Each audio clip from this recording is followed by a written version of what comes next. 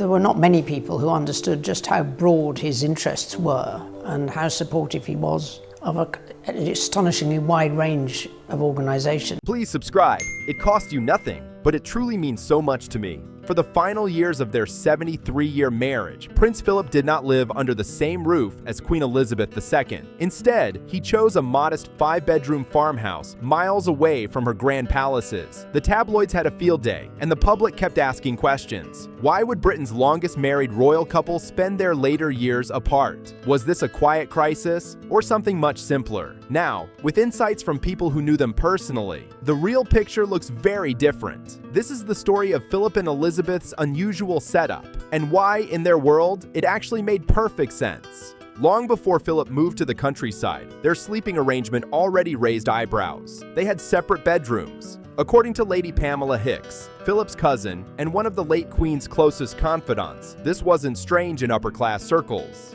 It was tradition. In her 2012 biography, Elizabeth the Queen, The Life of a Modern Monarch, she explained it plainly. She stated, "In England, the upper class has always had separate bedrooms. You don't want to be bothered with snoring or someone flinging a leg around. When you feel cozy, you can sometimes choose to share your room. It is lovely to be able to choose." That word right there matters. Choose. This wasn't about distance or drama. It was about comfort, privacy, and having control over your own space. When the couple moved into Clarence House in 1949, they had adjacent bedrooms with connecting doors, side by side, but still separate, close when they wanted to be, private when they needed rest.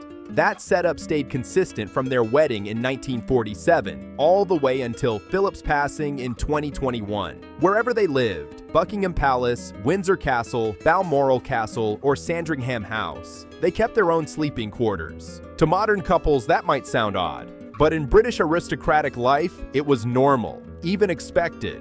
And the results speak loud. 73 years of marriage. That is longer than most couples who share a bed every single night. Maybe real closeness is not about sharing pillows, but about respect. Maybe love grows stronger when both people have breathing room. For Philip and Elizabeth, separate bedrooms were not a crack in the foundation. They were part of what kept everything steady. Then came retirement. In August 2017, at 96 years old, Prince Philip stepped away from public duties after completing more than 22,000 solo engagements since 1952. That is not just a career, that is a lifetime of service. He had walked behind the monarch for decades, lived by strict protocol, and carried out endless responsibilities. Every handshake, every ribbon cutting, every state visit, he showed up. So when it was time to rest, he made a bold choice. Not Buckingham Palace with its 775 rooms and constant buzz. Not Windsor Castle with its heavy history.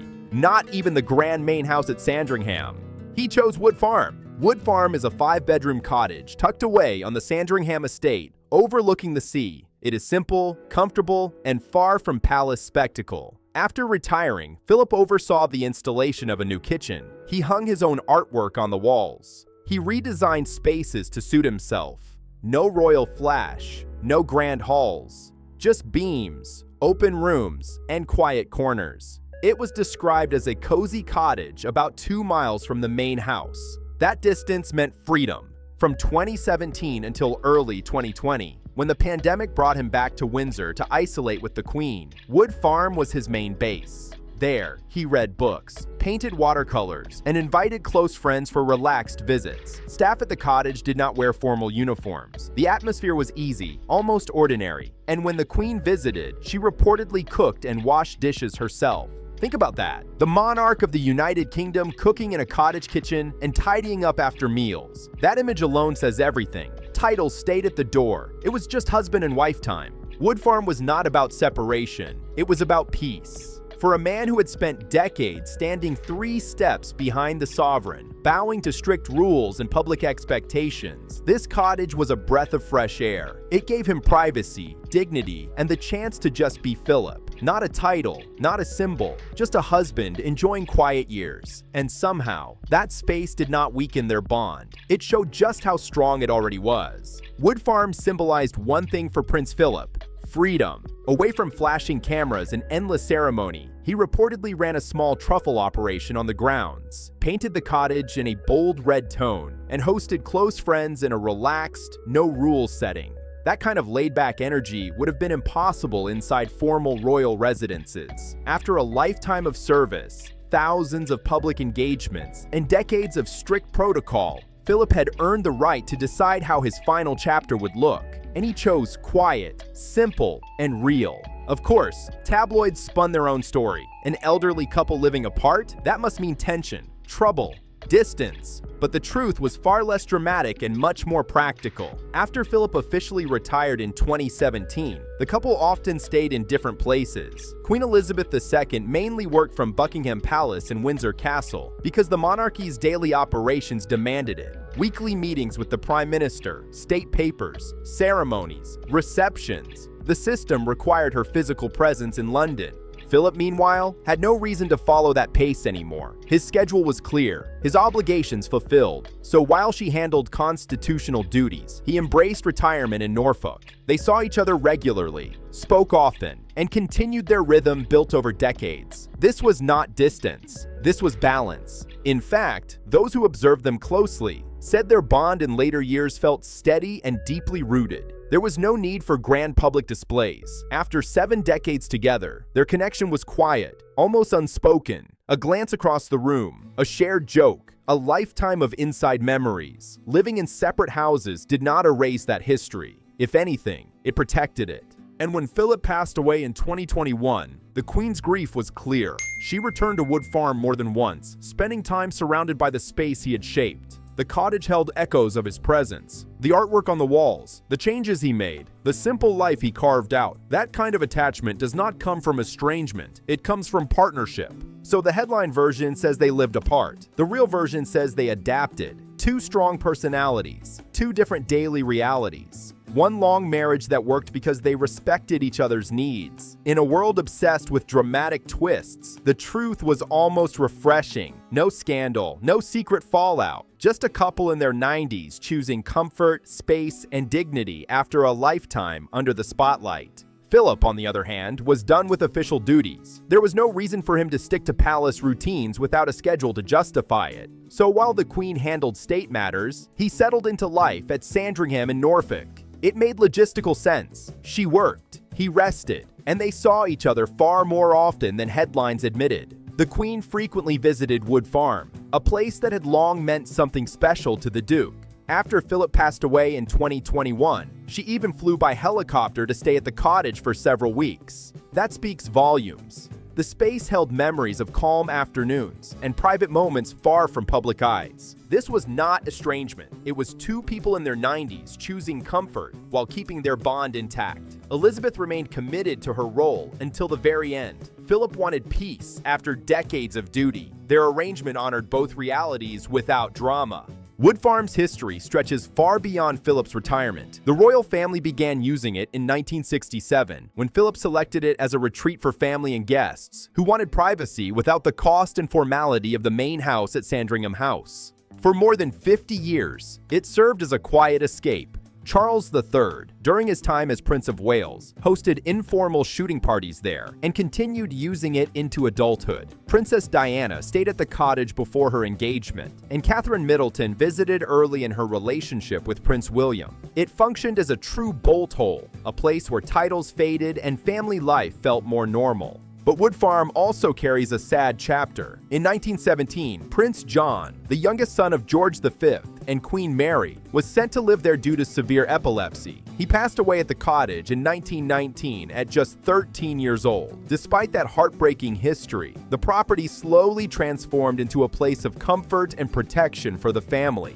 So when Philip chose Wood Farm in 2017, it was not random. He was returning to a place layered with memory, history, and personal connection. He had helped shape its informal purpose decades earlier. It was familiar, it was manageable, and most importantly, it was his. Daily life there was strikingly simple. Philip painted watercolors, something he had loved for years but rarely had time for during active service. He read constantly, he wrote letters, he redesigned parts of the kitchen and bedrooms, adding his own artwork to the walls. No stiff ceremony, no grand entrances, just autonomy and control over his own space. When the Queen visited, they could unwind in ways that palace walls rarely allowed. Biographer Robert Jobson described the Grade 2 listed cottage as a secluded bolt hole overlooking the sea, a retreat the couple had used with their 4 children for decades. That image says it all. Not scandal, not separation. Just 2 people adjusting to age in a way that worked for them, on their own terms. Wood Farm was more than a cottage for Prince Philip. It was liberation. Away from palace formality, he reportedly experimented with growing truffles on the grounds, had the cottage painted in a bold red shade, and welcomed friends into a relaxed, no-fuss setting. Try doing that inside Buckingham Palace. Not happening. After decades of strict schedules, ceremonies, and walking 3 steps behind the monarch, Philip had earned the right to decide how his final years would look, and he chose peace, privacy, and simplicity. Of course, tabloids pushed a louder storyline. Elderly couple living apart? That must mean cracks in the marriage. Trouble behind closed doors. But the truth was far less dramatic and way more practical. After Philip retired from public duties in 2017, their living arrangement shifted because their responsibilities were different. Queen Elizabeth II was still head of state. She had weekly meetings with the Prime Minister, state paperwork, investitures, receptions, the full weight of the crown on her shoulders. The monarchy's engine runs from London and Windsor, and it required her presence at Windsor Castle and Buckingham Palace. Philip, meanwhile, had stepped back completely. No official role, no packed diary, no need to stay in the spotlight. So he spent much of his time in Norfolk, near Sandringham House, enjoying a slower pace. Logistically, it made total sense. She worked, he rested. And despite what headlines hinted, they saw each other regularly, more often than critics admitted. The Queen frequently visited Wood Farm, a place that had always meant something special to the Duke of Edinburgh.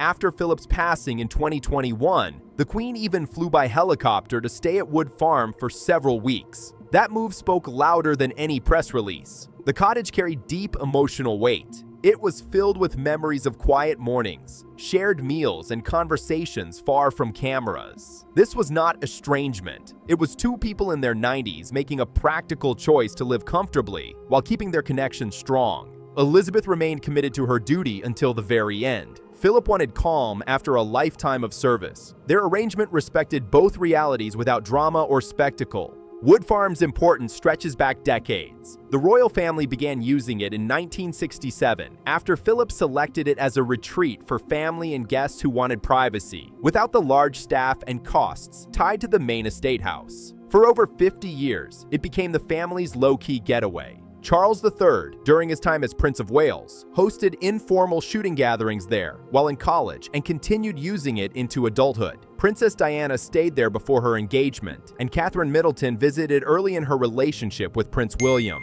It served as a guest house for those wanting total privacy, far from public eyes and palace expectations. The cottage also holds a sad chapter in royal history. In 1917, Prince John, the youngest son of George V and Queen Mary, was sent to live there due to severe epilepsy. He passed away at the cottage in 1919, at just 13 years old. Despite that heartbreak, Wood Farm gradually became known as a place of refuge and comfort for the family. So when Philip chose it for retirement, it was not random. He was returning to a property filled with family history, one he had personally shaped decades earlier. It was familiar, it was manageable. Most importantly, it was his space. Life there was strikingly simple. Philip painted watercolors, read deeply, and kept up correspondence with close friends. He decorated the walls with his own artwork and redesigned parts of the kitchen and bedrooms to fit his taste. No formal uniforms, no strict ceremony, just autonomy and control over his surroundings. When the Queen visited, they could unwind in ways that palace life simply never allowed.